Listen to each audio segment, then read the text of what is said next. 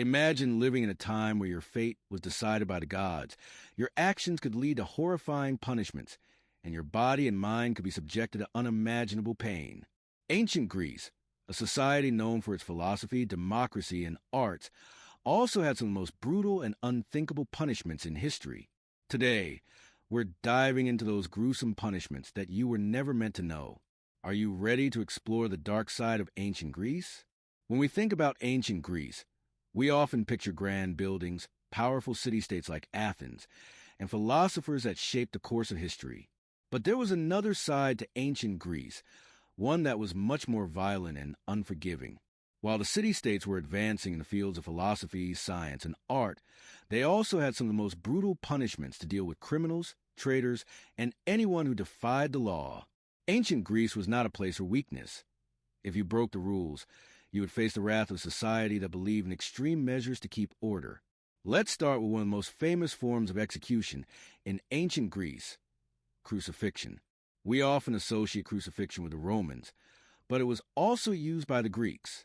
Crucifixion was reserved for slaves, traitors, and criminals who were considered the lowest of society. It was an agonizing form of execution where the victim was nailed to a cross and left to die slowly, often in the public square. This wasn't just a death sentence. It was designed to serve as a public spectacle, a horrific warning to anyone who dared defy the law. Imagine the intense pain of being nailed to a cross, your body exposed to the harsh elements, and the helplessness of knowing that you would be left to suffer for days. The Greeks used this form of punishment as a display of power, reminding everyone that defying the law was not an option. But crucifixion wasn't the only terrifying form of punishment in ancient Greece. The potter's wheel was another form of execution used for slaves who committed serious crimes. Slaves in ancient Greece were considered property, and as such, their lives meant little to the ruling class. The potter's wheel was a brutal punishment, where a slave would be tied to a large potter's wheel, which would then be used to crush them under heavy stones, or they would be set on fire. The intention was clear, to show that slaves, who were seen as nothing more than tools for work, had no value in society beyond their labor. It was a reminder of how cruelly the Greeks treated those at the bottom of the social hierarchy. For those who committed more serious offenses, such as attempting to overthrow the government or challenging the rulers, there was the tyrant's punishment. This was reserved for people who posed a direct threat to the power of the state. If you were accused of being a tyrant, your fate would be sealed. The punishment for tyrants was both physical and psychological. The accused would be paraded through the streets, often publicly beaten by the crowd. If they survived, they were either executed or exiled. But exile was not a relief. It was often a fate worse than death. Exiled individuals would be cast out from their community, forced to live in a foreign land where they had no family or support. The punishment was not just meant to destroy the individual, but to send a clear message to anyone considering rebellion.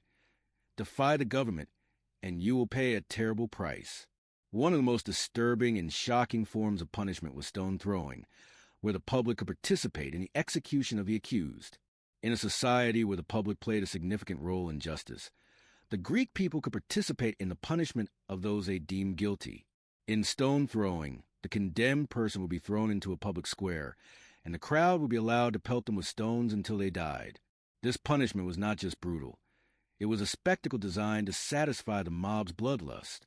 The victim had no chance to defend themselves, and the crowd could take pleasure in their suffering. Stone throwing was a horrific example of how justice was not always about fairness or due process, but about punishment as a means of satisfying the public's need for retribution. Another terrifying form of punishment was the Wheel of Fortune. This was a method of determining what kind of punishment a criminal would receive. The accused would be forced to stand in front of a giant wheel, and when it was spun, they had no idea what fate awaited them. The wheel could land on anything from being whipped in public to having hot coals placed on their skin. It was a form of punishment that added an element of unpredictability to the situation, making the criminal's fate uncertain until the moment it was revealed. The randomness of the punishment made it even more terrifying. You could be facing something relatively mild, or you could end up facing a gruesome and painful death. The fear of the unknown made the Wheel of Fortune one of the cruelest methods of punishment in ancient Greece. Then there was the excruciating punishment of rubbing salt into open wounds. This punishment was reserved for those who had betrayed their city or committed acts of treason.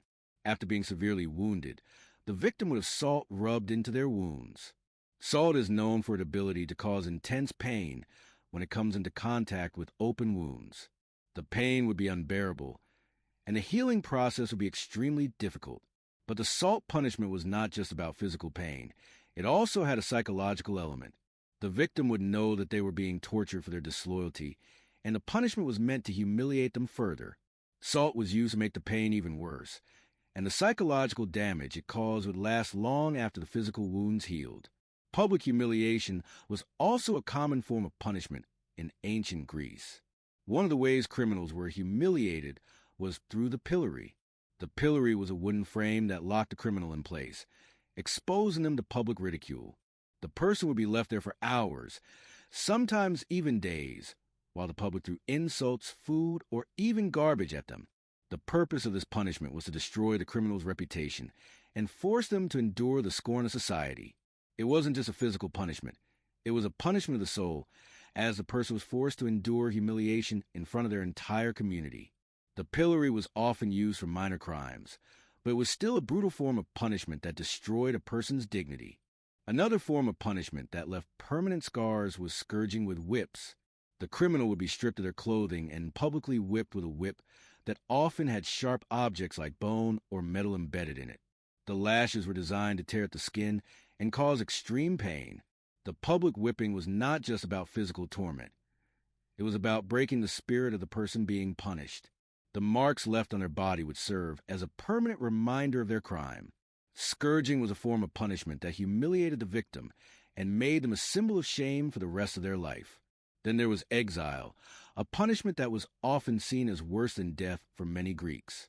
Exile meant being cast out of your city, separated from your family and friends, and sent to a foreign land where you had no resources, no home, and no protection. Exiled individuals often died from hunger, disease, or violence. The Greeks saw exile as a fate worse than death because it meant complete isolation and a life of suffering. It stripped a person of their identity and forced them to live as an outsider. For many, it was the most terrifying punishment they could face, and often led to their slow and painful demise. One of the most bizarre and chilling forms of punishment in ancient Greece was a trial of the labyrinth. This punishment involved throwing the criminal into a giant maze filled with traps and dangerous creatures. The criminal had to navigate the maze, but the odds were against them. The maze was filled with obstacles designed to kill them: sharp spikes, wild animals, or even the threat of starvation. The trial of the labyrinth wasn't just a physical punishment. It was a psychological one as well. The fear of being trapped in the maze, knowing that you would likely die without ever escaping, was enough to break the spirit of anyone who faced it. Finally, we come to one of the most brutal and terrifying practices in ancient Greece: public sacrifice. This punishment was used for criminals who had committed offenses so terrible that it was believed the gods demanded a sacrifice. The accused would be offered as a sacrifice in a public ceremony, where they were killed in a ritualistic manner. The purpose of the sacrifice was not only to punish the criminal, but to appease the gods and restore balance to the community.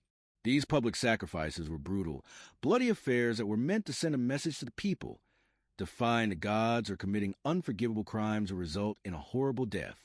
The punishments in ancient Greece were far more brutal and terrifying than most people realize. From the public execution of criminals to the psychological torment of exile and public humiliation, the ancient Greeks had no tolerance for those who broke the law. These punishments were meant to instill fear in the hearts of the people and maintain control over society.